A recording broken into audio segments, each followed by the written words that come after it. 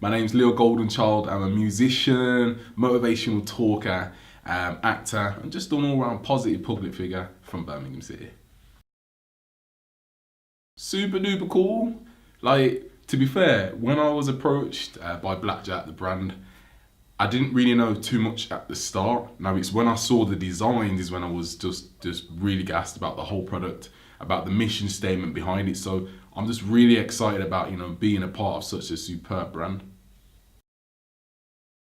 So Blckjck Clothing, I think, is a massive thing. To see young people creating a brand that is so articulate is massive to me. One of the things that I'm sort of looking into is the whole Millennials, Gen X, Gen Y, and Baby Boomer generation. Now these are different generations that work differently and that do things differently in life. So Millennials would be from around the ages, I believe, sort of 18 onwards, so all the way from 18 to around 30, 31. And it's good to see that the Millennials are doing so much changes in terms of being more creative, and following pursuit of dreams, really, as opposed to the older generation that probably didn't have the opportunity. So for Blckjck to be doing things like this, for encouraging young people, for opening doors, it's much more than just a brand. Myself, once again, I wouldn't say that I had a thorough upbringing, but I had a very difficult upbringing in terms of having to grow up at an early age. My sister went to university. At the time when my sister went to university, my mum had a stroke which affected her walking, which affected her mindset, and basically I was at a stage where I had to just grow up. All I really had at that stage was hope. I didn't have anything else to sort of hold on to. I didn't have any mentors. I didn't have any role models around me. So I really only had hope and music. So essentially, the Stay Positive, the whole morale behind Stay Positive is more so for everybody, but more so for the youth to understand the importance of staying positive through difficult times. So it's just really upbringing. I decided that I've hit a patch, probably because I'm obsessed with Denzel Washington, that I wanted to get into acting. So I've joined an acting agency called Inca Arts, which is conducted by a lady called Nicola Burley, who's starred on so much films, Donkey Punch being one of them, and so many other features. So yeah, I had my monologue screened live in Solihull, which is in Birmingham, Results World, Cineworld. It was massive. It was massive. My mum came along and it was perceived really well. So really now I'm just at a stage where I'm trying to push my acting as much as my music, just to show a bit of creativity. It's deep, For me, I'm looking in the studio right now. I'm trying to put myself in a position where my nan can understand this. I'm always working on relationships. I got a call like 4 PM, like who's that? What do you mean? It's me, your boss. Have you heard? Nan, so come home, son. I drop the weight and I start to run. Walk through the door, what you crying for? Nan's got dementia, I hit the floor. Cause the conversation we had before was an argument, had me feeling sore. Could you blame me? No. Blind Faith it's been something that's been sort of delayed for a while now, because I believe I need to have certain chapters and certain things to occur in my life before I can actually put it out. Blind Faith is literally about not kind of knowing the destination or the route where I'm going in terms of life, but in terms of holding on and having that blind faith that everything's going to be all right is a significant meaning of why I have entitled the name for the album for that. Major. I think mental health as one is something that's picking up. And a lot of people aren't talking about how they feel. They're not opening up about how they feel. So for me, talking up is a massive thing to do. I've had around 3 friends that I know that have had suicidal thoughts or been in a situation where one to which fatally did die. And if this person had spoke up about how they felt, things could have been a lot different. So it's definitely needed. Always speak up. I've got a fairly deep sort of aspect on things, to be fair. I believe, as well as a musician, this is where it gets a bit technical, that music, certain genres of music, I believe are influencing the mindset and the way that a lot of young males, females as well, are acting. For me, it's not due to the young people themselves or the people themselves. It's due to their environment, and I see a lot of passion and I see a lot of drive. And a lot of these guys are involved in violence, but there's not much escape routes around. There's lack of community centres. As I said, it's not a valid reason for them to be carrying out these actions, but I believe until we can put things in place within the community, more things in place, it's only going to go higher. With the smoke, I'm smoking, chilling with a gang in the rave. Wanna take it there, we can take it there. You want? Aight, skang in the 4-door truck, up block, take it there. Bow, aight. Bro's got both and you know he's gonna rake it there. Rake it. Aight. Most of the team in jail, still getting paid in there. Niggas know how we got down days, how you gonna make it fair? How? Same way we got down Capo, you can never make it. I believe, I'm a positive guy, so I believe that what is the message behind drill music? I'm somebody that always sort of plays on value. So if I was to do a conscious song, a rap song about helping charities out, then evidentially behind that, the value behind that is encouraging people to do good things. Drill music I can't really see there being a positive aspect of it. So for me, drill music, I'm not saying it should be banned, but they need to put a twist on it and generate a different type of message for the execution of the outcome for the young people to hear. But yeah, I personally think is a bit negative.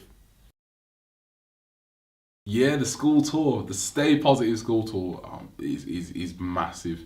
We've been to schools in Bedford, Telford, Shrewsbury, Manchester, Birmingham, this isn't a rap by the way, Liverpool, you name it, we've been there. So the Stay Positive school tour varies from all kinds of age groups to reception, down to secondary schools, even colleges, where we deliver motivational talks. We get the pupils up and singing, involved in activities. And this is organised by myself and my manager, Mark Tollis. Mark Tollis is the person that has literally conducted the whole process. Never forgetting the inspiration behind it, which is help Harry, help others. But yeah, school tour is brilliant. It's just so positive. The pupils are so charismatic. But yeah, it's one of the biggest things we've achieved, I would say, throughout music. I took a bit of time out for music because I believe I wanted to experience a bit more. This is fairly deep because when I started creating music, a lot of my audience was a younger audience. And I've hit a period now where I've hit 27 years young, where I want to have more of a grown-up effect now. It's not to say to my other supporters that, okay, I'm grown up, I'm going to go away. It's about follow me on the journey. I've experienced a lot more, whether there's been deaths or whether there's been achievements, whether there's been no achievements or mental state. And that's primarily the reason as to why I've kind of taken time out to experience a bit more of life. My faith into the music, I'm trying to do it through spoken word with a few of the songs on the album, just to kind of identify the transition that I've made, not only with my writing skills but spiritually as well. If you take a listen to it, you'll see the message as to what I'm trying to say, or currently the situation that I'm going through.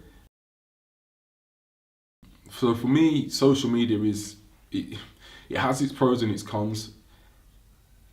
We can find ourselves often just scrolling for no apparent reason. I've done it plenty of times. But I often believe that social media can kind of take over our lives sometimes, and we kind of forget about the reality that's around us. You name me a time when you've been to a restaurant, cinema, where phones are all down at the table and people are actually conversating. Instagram used to create an effect for me and has for other people where I shouldn't say there's things in there that are unachievable, but when you do see things consistently, you kind of challenge yourself as to where you are currently in life. So I would say as long as you can have a time where you can kind of come away from Instagram, be deleting the app and then re-adding it, that's perfectly fine. But it's all about utilising it to add value to people's lives is what I would say.